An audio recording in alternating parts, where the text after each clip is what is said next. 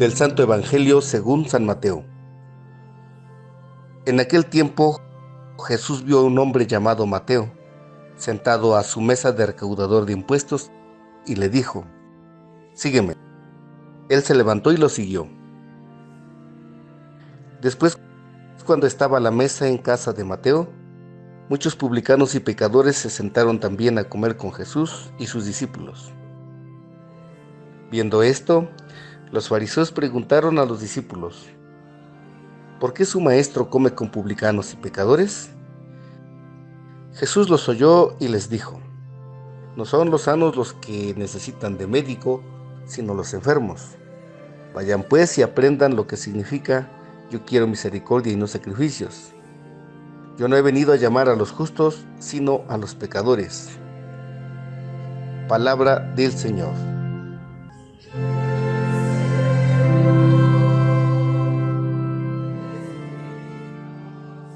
En este viernes 7 de julio, la Santa Madre Iglesia nos propone este pasaje del Evangelio de San Mateo, capítulo 9, versos del 9 al 13.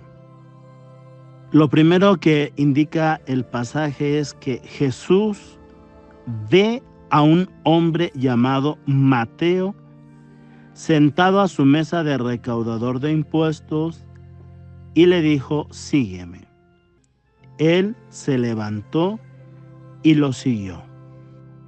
Podemos observar que es el mismo apóstol y evangelista que escribe estas palabras en unas líneas cortísimas, pero muy profundas.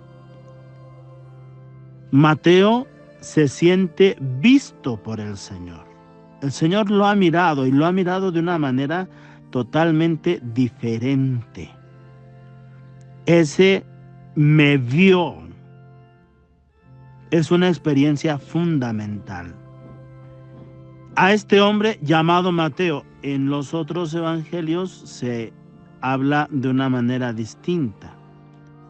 Leví, Santiago el de Alfeo, pero él mismo hace mención a este nombre, Mateo, e indica: está sentado en la mesa de recaudador de impuestos, está en el telonio, la oficina donde los publicanos recaudaban los impuestos para Roma. Ya ser un publicano, pues es considerada una traición. Y no era ajeno a que junto a un publicano pudiera haber situaciones de injusticia o de corrupción. Pero Mateo no disimula su condición. Es como decir, Jesús vio a un hombre pecador.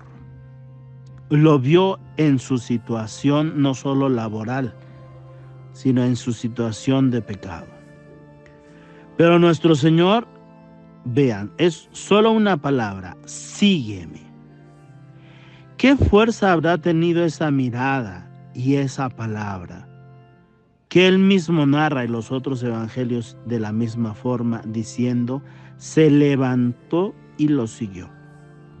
No le importó dejar todo lo que era, lo que tenía.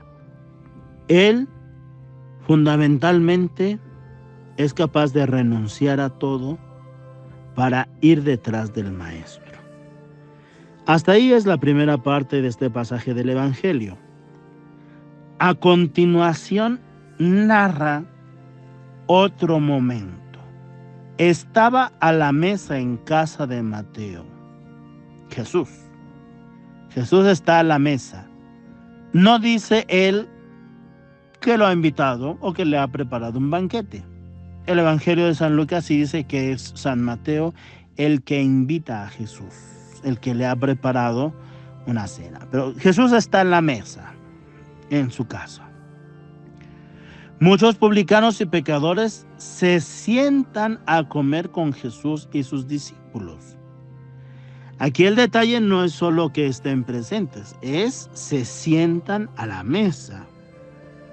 Muchos publicanos, pues se podría entender por qué, por invitación, por inquietud, quisieron conocer a Jesús. Pero subraya el tema pecadores. Pecadores. Entonces, de alguna manera, está subrayando el aspecto que ya antes había dicho. De otra forma. Se sientan a comer con Jesús y con los discípulos. En alguno de los salmos, no recuerdo exactamente en cuál, pero dice la frase, no te sentarás a comer con el pecador. En primer lugar, porque los alimentos se consideran sagrados, y en segundo lugar, porque sentarse a comer con el pecador público es de alguna manera consentir con su comportamiento. Entonces es algo impensable. Y por eso es comprensible la reacción de los fariseos. Los fariseos, viendo esto, no le preguntan a Jesús, le preguntan a los discípulos, ¿por qué hace eso? ¿Por qué come con publicanos y pecadores? Es una actitud que no se comprende. Porque no es que los fariseos fueran malos, recordemos. Los fariseos, de hecho, al contrario, eran hombres religiosos, observantes, estrictos de la ley de Dios. Claro, nuestro Señor señala pues algunos defectos de su actitud de observancia, porque pues los puede llevar a la soberbia, a la hipocresía y a muchas otras cosas. Pero ellos están siendo sinceros. ¿Cómo puede Jesús hacer eso? ¿Cómo puede sentarse a comer con un pecador público? Y nuestro Señor los oye. Fíjense, si arriba dice que había visto a un hombre, aquí Jesús oye, está atento e inmediatamente interviene con una de las enseñanzas más fundamentales del Evangelio. No son los sanos los que necesitan al médico. Es decir, quien necesita al médico es el que está enfermo. Y repito, el que necesita al médico es el que está enfermo. Pero tiene que reconocer que está enfermo para acudir al médico y permitirle al médico que le ayude. Entonces, al subrayar esto, nuestro Señor está hablando de un elemento esencial de su misión. Él ha venido a sanar a los enfermos. Y se entiende, sanarlos de la enfermedad más grave que es el pecado. ¿Cómo lo dirá adelante? Pero a los fariseos les señala esto y les dice, vayan y aprendan lo que significa quiero misericordia y no sacrificios. ¿Por qué? Porque de repente, tanto el fariseísmo como todos los hombres que estaban alrededor del templo, podrían pensar que al haber cumplido los ritos, al haber cumplido con los sacrificios, pues ya era suficiente. Y no, aquí nuestro Señor habla de que es esencial la misericordia. Que en latín esta palabra está compuesta de tres. Misercordare, dar el corazón al miserable. Es decir, ser compasivo con aquel que ni siquiera se lo merece, con aquel que lo necesita. Entonces, el verdadero misericordioso es Dios.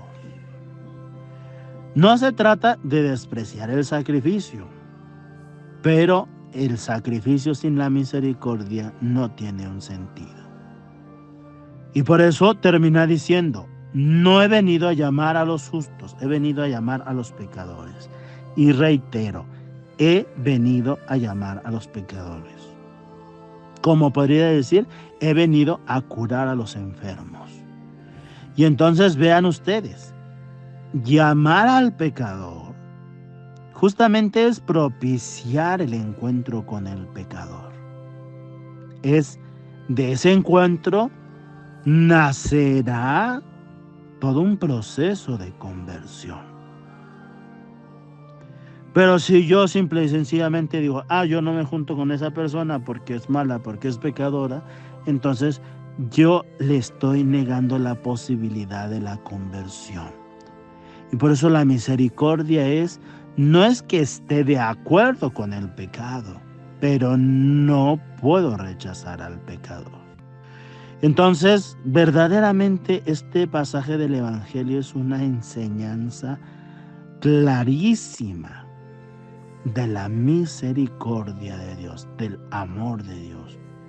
Y si Él ha llamado a Mateo, pese a su pecado, para seguirlo, para ser su discípulo, para ser su aprendiz, y como nosotros sabemos, para ser su apóstol, y no solo su apóstol, su evangelista, porque Él ha querido escribir lo que ha testimoniado, entonces nuestro Señor está manifestando el proceso y la obra que puede hacer en aquel que así se lo permite. Que el Señor nos conceda la gracia de dejarnos ver por Jesús, de dejarnos llamar por Jesús, de seguirlo, de estar siempre disponibles, de ser capaces de acercarnos a aquellos que están relegados de Dios, de oír, de buscar al que está enfermo, de ser misericordiosos, de invitar y llamar a los pecadores. Que Él nos conceda su gracia, así sea.